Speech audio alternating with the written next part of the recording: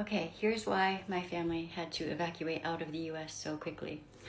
I'm releasing this video now because one of the people that was warning me about what was happening has gone dark. I haven't been able to contact them or hear anything from them.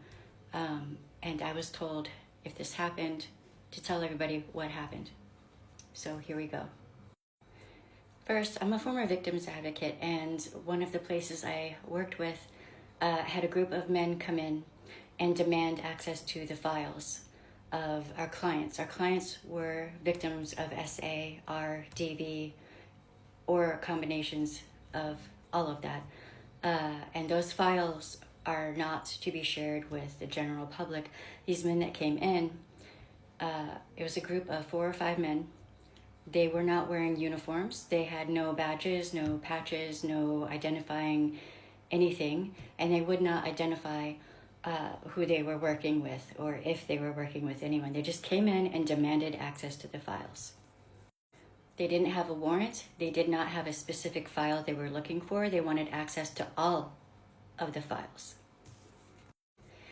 It would have been illegal for the people working in their office to give anyone access to those files without a warrant from a court for a particular case.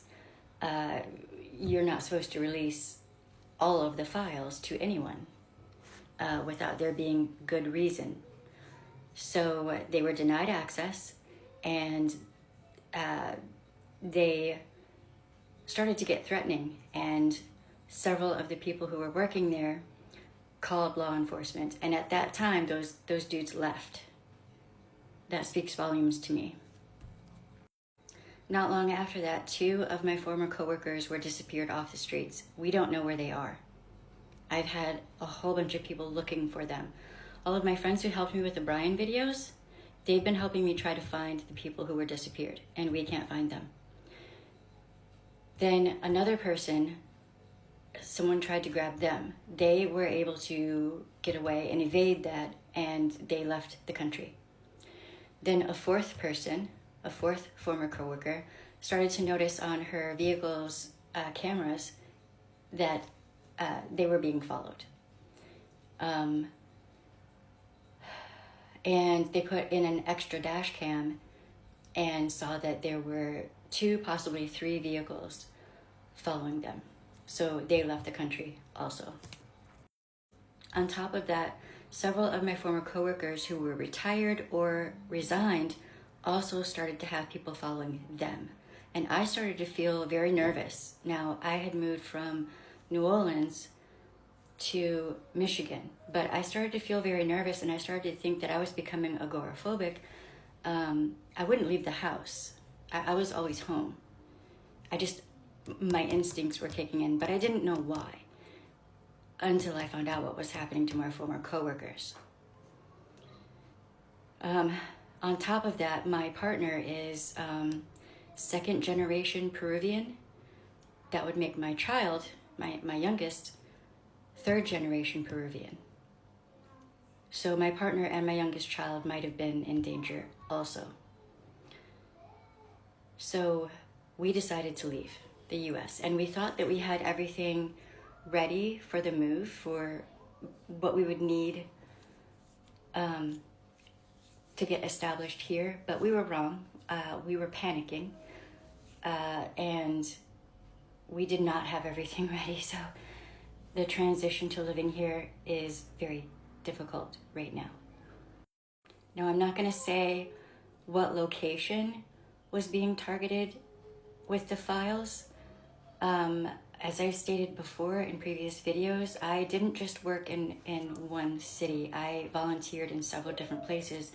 If a place didn't have enough victims advocates, I would go and help and work there too. So I don't have permission to say which location was being targeted, but I know of 4 places where people have been demanding access to the files at this point. That's 4 separate cities and groups where people are trying to gain access to those files.